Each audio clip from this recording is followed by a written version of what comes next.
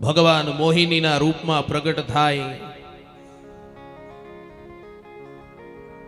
દાનવોને મોહ પમાડી દેવતાઓને અમૃતનું પાન કરાયું છે. અને અમૃતના પાનથી રાહુ નામના દૈત્યને ખબર પડી ગઈ કે આમાં કંઈક કપટ થાય છે. દેવોની લાઈનમાં આવી અને બેસી ગયા. અને એ જ વખતે બધા દેવતાઓને મોહિની અમૃત આપે છે. રાહુના હાથમાં અમૃત આવ્યું, અમૃતનું પાન કર્યું. ભગવાનને ખબર પડી ગઈ, સુદર્શન ચક્રને છૂટું મૂક્યું. 2 ગ્રહો થયા જેને નવગ્રહમાં સ્થાન મળ્યું, એક રાહુ અને બીજો કેતુ. અમૃતના પ્રભાવથી સ્વર્ગનું રાજ્ય ફરીવાર પ્રાપ્ત થયું છે.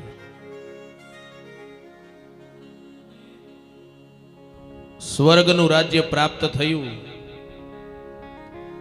અને ત્યારે બલિરાજાએ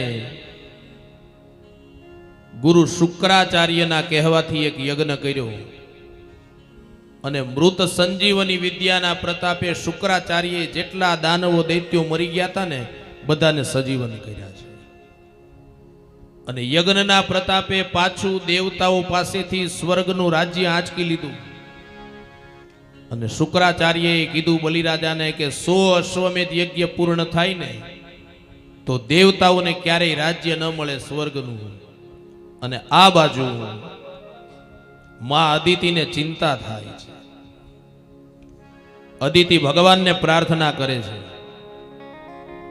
કે હે પ્રભુ, આ દાનવો જો સ્વર્ગનું રાજ્ય છીનવી લેશે તો બહુ મોટી મુશ્કેલી થશે, કંઈક કૃપા કરો.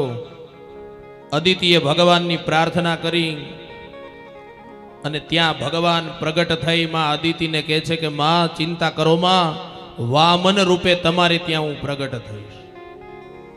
પણ એના પહેલા માં તમારે પયોવ્રત કરવું પડશે.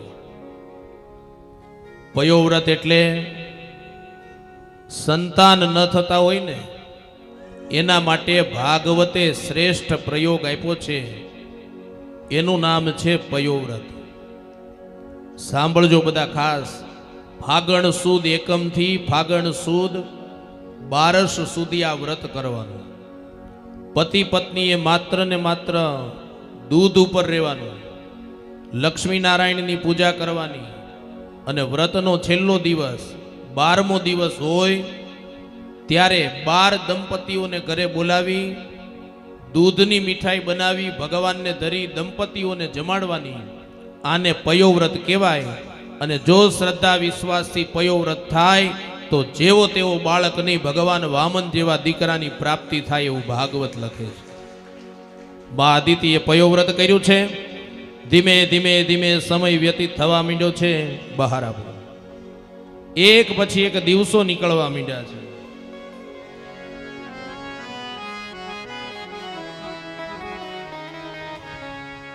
કાર્તક માક્ષર, પોષ મહા ફાગણ ચૈત્ર વૈશાખ જેઠ અષાઢ શ્રાવણ અને ભાદરવો મહિનો આવે છે.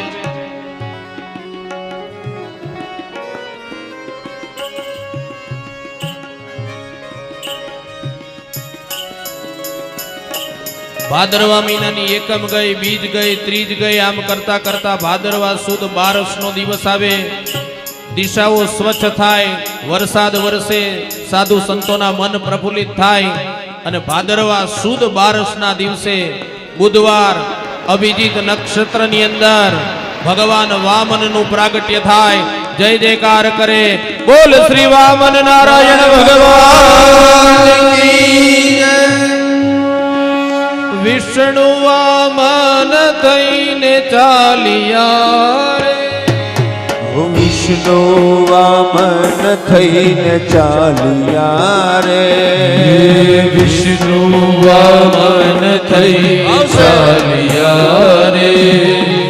એ મટાડવા બીજો ઇન્દ્ર મારવાલા, મટાડવા બીજો ઇન્દ્ર મારવાલા, મટાડવા બીજો ઇન્દ્ર મારવાલા, એ મટાડવા બીજો ઇન્દ્ર મારવાલા વિષ્ણુ વામન થઈ ચાલ્યા રે એ હાલો વિષ્ણુ વામન થઈને ચાલ્યા રે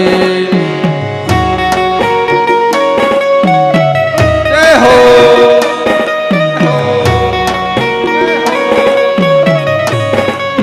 જય વામન ભગવાન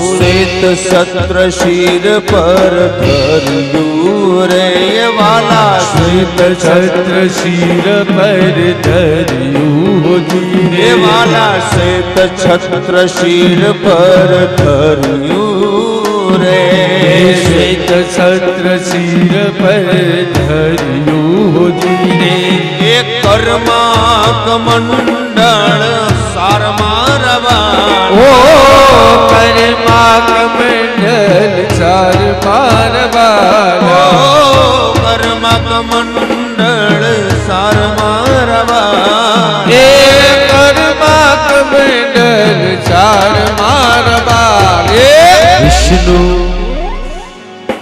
વિષ્ણુ વામન થઈ ચાલ્યા રે હે હાલો વાલો વામન થઈ ચાલ્યા રે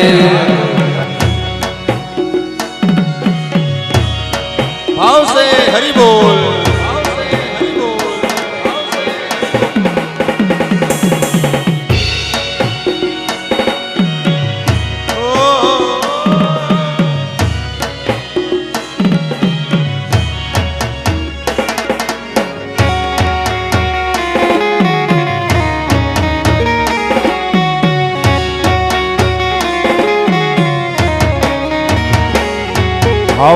વેદ ગર્ભવાન જગાવતા રે વેદ ગર્ભવાન જગાવતા હોજી રે યજ્ઞો પવિત્ર ના દાન મારવા ઓ યજ્ઞ પવિત્ર ના દાન મારવાલા અને યજ્ઞો પવિત્ર ના દાન મારવા ઓ યજ્ઞ પવિત્ર ના દાન મારવા વિષ્ણુ વિષ્ણુ વામન થઈ ચાલ્યા રે હે વાલો વાલો વામન થઈ ચાલ્યા રે સરસ્વતી હાર આરોપતા રે સરસ્વતી હાર આરોપતા રે એ માતા પીરસે છે ભગવાન મારા ઓ વાલા માતા પીરસે ભગવાન મારા વાલા એ કરુણા સિંધુ ત્યાં ચાલ્યા રે કરુણા સિંધુ ક્યાં ચાલ્યા રે એ અધૂરી છે અમયાશ મારા વાલા હે અધૂરી છે અભલાષ મારા વાલા ભૃગુ કચ્છમાં હું જાઉં છું રે ભૃગુ કચ્છમાં હું જાવ સુધી રે એ હણવા બલિના અભિમાન મારા વાલા હે હણવા બલિના અભિમાન મારા વાલા વિષ્ણુ વામન થઈ ચાલ્યા રે હે હાલો વિષ્ણુ વામન થઈ ચાલ્યા રે શ્રીમન નારાયણ નારાયણ નારાયણ શ્રીમન નારાયણ નારાયણ નારાયણ શ્રીમન નારાયણ નારાયણ નારાયણ શ્રીમન નારાયણ નારાયણ નારાયણ એ વામન નારાયણ નારાયણ નારાયણ વામન નારાયણ નારાયણ નારાયણ એ વામન નારાયણ નારાયણ નારાયણ વામન નારાયણ નારાયણ નારાયણ શ્રીમન નારાયણ નારાયણ નારાયણ શ્રીમન નારાયણ નારાયણ નારાયણ એ સૂર્ય નારાયણ નારાયણ નારાયણ સૂર્ય નારાયણ નારાયણ નારાયણ એ ચંદ્ર નારાયણ નારાયણ નારાયણ ચંદ્ર નારાયણ નારાયણ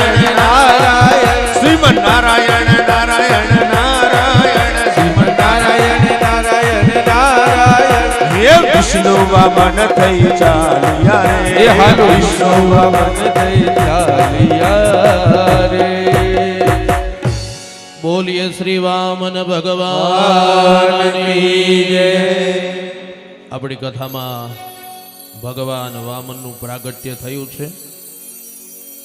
બલિરાજાના યજ્ઞની અંદર વામનજી ભિક્ષા માગવા માટે જાય છે.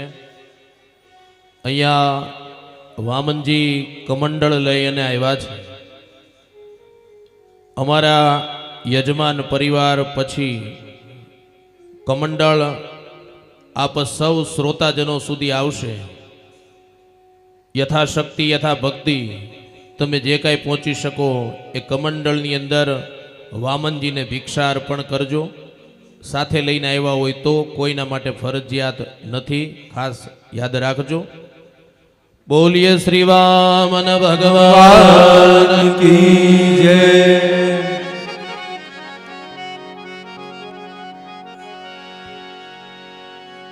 ભગવાન વામન આવ્યા છે.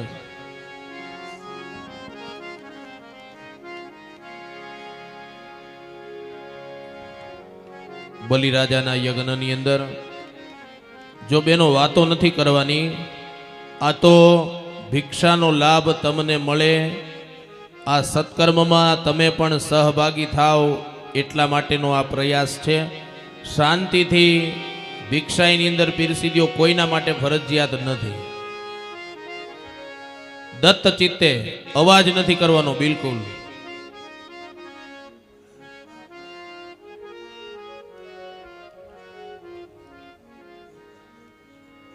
વામનજીને જ મોકલો.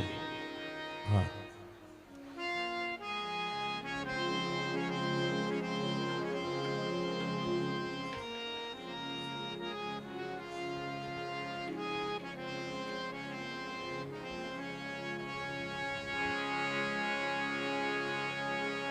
કૃષ્ણ કનૈયા લાલ કી જય. બલિરાજાના યજ્ઞની અંદર ભગવાન વામન આવ્યા છે. બલિરાજાએ ભગવાનનું સ્વાગત પૂજન અર્ચન કર્યું છે. સ્વાગતમ તે નમસ્તુભ્યમ બ્રહ્મન કિમ કરવામ તે બ્રહ્મર્ષિણામ તપઃ સાક્ષાત મન્યે ત્વાર્યવભૂરધરમ. બલિરાજા સ્વાગત પૂજન કરે છે, ભગવાનને આવકાર આપે છે.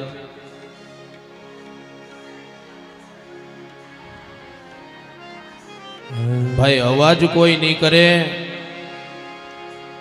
બેનો થોડા થોડા આગળ બેસી જાઓ, કારણ કે લોકોની ભીડ એટલી બધી છે, પાછળ ક્યાંય જગ્યા નથી બેસવાની, એટલે બેનો થોડા થોડા આગળ ખસી જાઓ.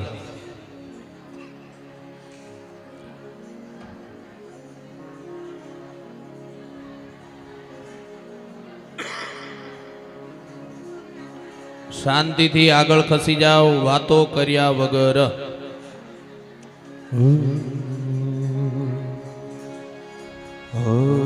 કૃષ્ણ ગોવિંદ ગોવિંદ ગોપાલા કૃષ્ણ ગોવિંદ ગોવિંદ ગોપાલા કૃષ્ણ ગોવિંદ ગોવિંદ ગોપાલા. તારી મુરલી મનોહર નંદલાલા તારી મુરલી મનોહરી નંદલાલા. તારી મુરલી મનોહર નંદલાલા.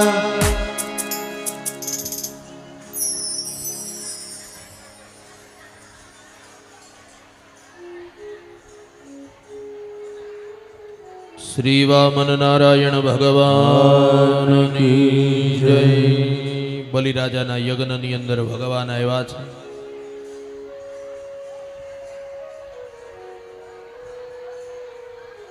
અને એ વખતે બલિરાજાએ ભગવાનનું સ્વાગત પૂજન અર્ચન કર્યું છે.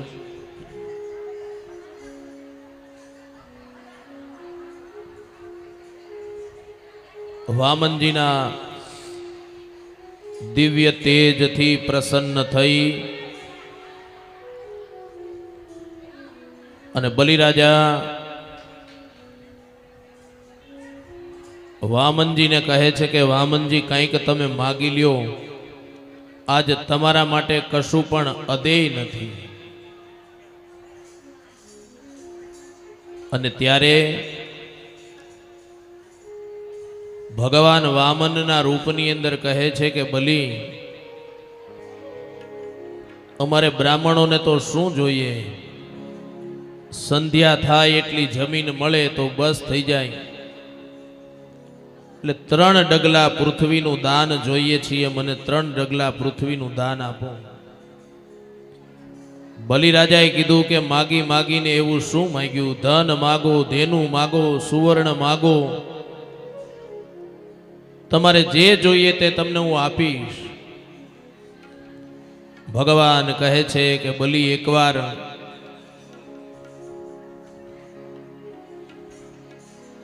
તું આપીને તો જો, એકવાર તું સંકલ્પ કરીને દાન કર. અને એ જ વખતે શુક્રાચાર્યજી ત્યાં આવ્યા છે. શુક્રાચાર્યજી ત્યાં આવી બલિરાજાને સમજાવે છે કે બલિ, આ તારા આંગણે જે છે ને એ વામન નથી, ભગવાન હરિ છે. તારું હરી લેશે, બધું તને પણ હરી લેશે. અને ત્યારે એ બલિરાજા એટલું બોલ્યા કે હે ગુરુ, મારા આંગણે જો આજ અખિલ બ્રહ્માંડનો નાયક ભિક્ષુક બનીને આવ્યો હોય તો આજે આ બલિને લૂંટાઈ જવામાં મજા છે. શુક્રાચાર્યજી સમજાવે છે કે ખોટું બોલીને ના પાડી દે. શુક્રાચાર્ય નીતિ એવું કહે છે કે અમુક જગ્યાએ ખોટું બોલવામાં પાપ નથી. પોતાની પત્ની સાથે વિનોદ કરતા ખોટું બોલવામાં આવે તો પાપ નથી. કોઈના લગ્ન બગડતા હોય અને એ વખતે ખોટું બોલવામાં આવે તો પાપ નથી.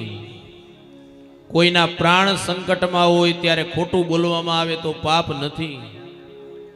ગાય, બ્રાહ્મણ, સાધુ, સંત ની હત્યા થતી હોય, હિંસા થતી હોય ત્યારે ખોટું બોલવામાં આવે પાપ નથી. અને ધર્મના રક્ષણ માટે ખોટું બોલવામાં આવે ને તો એ પાપ નથી. શુક્રાચાર્યની નીતિ આવું કહે છે. અને એ વખતે બલિરાજા ન સમજ્યા.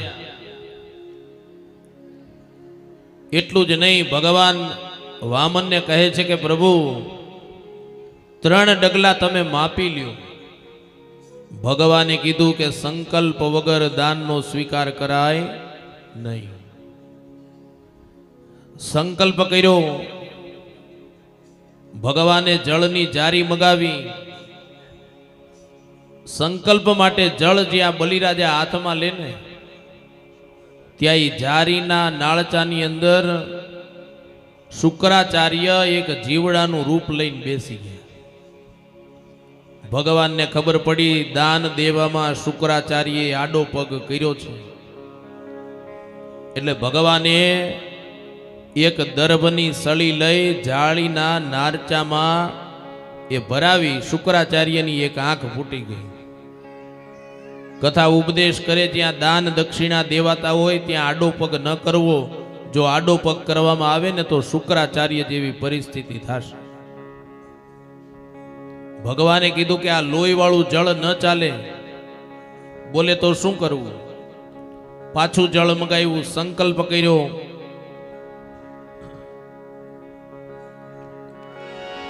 સંકલ્પ કર્યો, 3 ડગલા પૃથ્વીનું દાન કર્યું અને એ જ વખતે ભગવાન વામન માંથી વિરાટ બન્યા. એ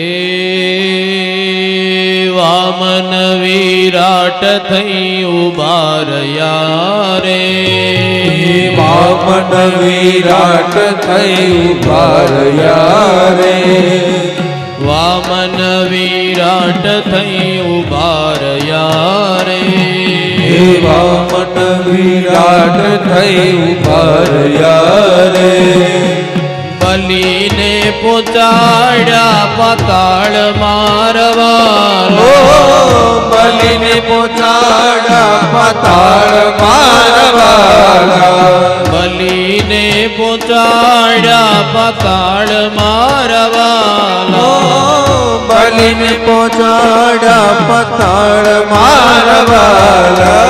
વામન વિરાટ થઈ ઉભા રહ્યા રે, વામન વિરાટ થઈ ઉભા રહ્યા રે, વામન વિરાટ થઈ ઉભા રહ્યા રે.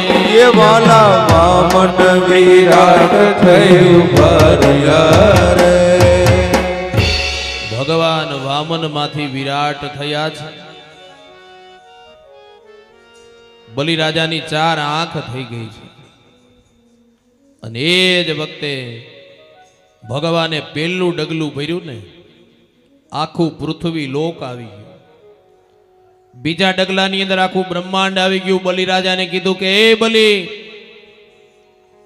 3 ડગલાનો સંકલ્પ છે, જગ્યા નથી રહી, ક્યાંય બોલ, ત્રીજું ડગલું ક્યાં મૂકું? સંકલ્પ અધૂરો રહેશે તો નરકની અંદર તું જઈશ. પણ બલિરાજા એટલે જેવો તેવો નહીં સાહેબ, આ જગતનો મહાન દાનવીર. અને એ બલિરાજાએ ભગવાનને કીધું કે હે પ્રભુ, ત્રીજો પગ છે ને મારા મસ્તક ઉપર પધરાવો. ભગવાને મસ્તક ઉપર મૂક્યો અને બલિરાજા પાતાળમાં આવ્યા છે. ભગવાન દાન દેવાની વૃત્તિથી પ્રસન્ન થયા અને બલિરાજાને કીધું કે માગી લે, શું જોઈએ તારે? ત્યારે બલિરાજાએ કીધું કે પ્રભુ, જો તમારે કંઈક દેવું હોય ને તો મારા દ્વારપાળ થઈને તમે ઉભા રહ્યો. ભગવાન દ્વારપાળ થયા. લક્ષ્મીજી રાહ જોવે. સમય નીકળવા માંડ્યો.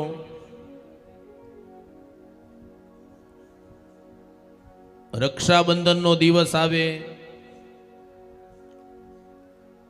લક્ષ્મીજી આવ્યા. રક્ષાબંધનના દિવસે લક્ષ્મીજીએ બલિરાજાને રાખડી બાંધી. બેન રાખડી બાંધે એટલે ભાઈએ કંઈક આપવું જોઈએ ને. બલિરાજાએ કીધું કે બેન કંઈક માગી લ્યો. ત્યારે લક્ષ્મીજીએ કીધું કે દ્વારપાળને છૂટા કરો, એટલે બધું આવી ગયું. લક્ષ્મીજી ભગવાન નારાયણને લઈ અને વૈકુંઠ લોકની અંદર આવ્યા. એ વામન ચરિત્રની કથા બતાવી છે.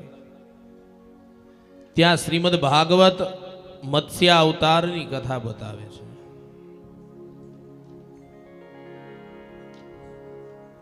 સત્યવ્રત નામના એક રાજા થયા છે.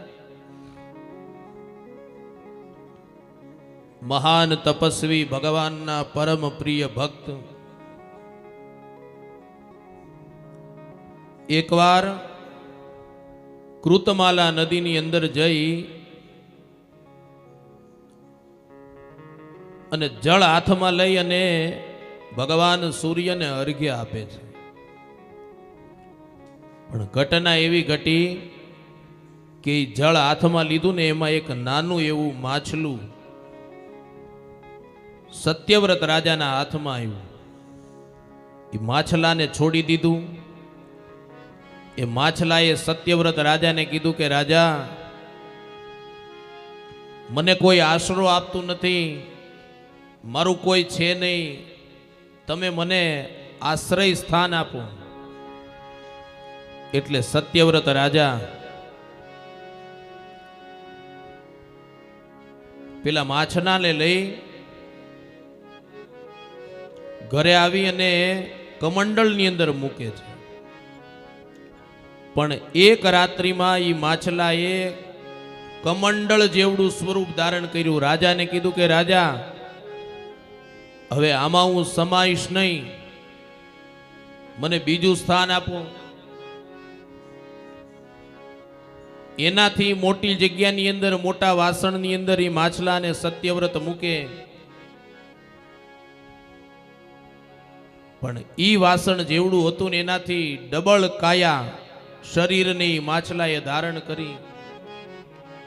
સત્યવ્રત રાજાને કીધું કે રાજા, આમાં પણ હું સમાઈશ નહીં, મને રહેવા માટે બીજું સ્થાન આપો. સત્યવ્રત રાજા એ માછલાને એક સરોવરની અંદર મૂકે.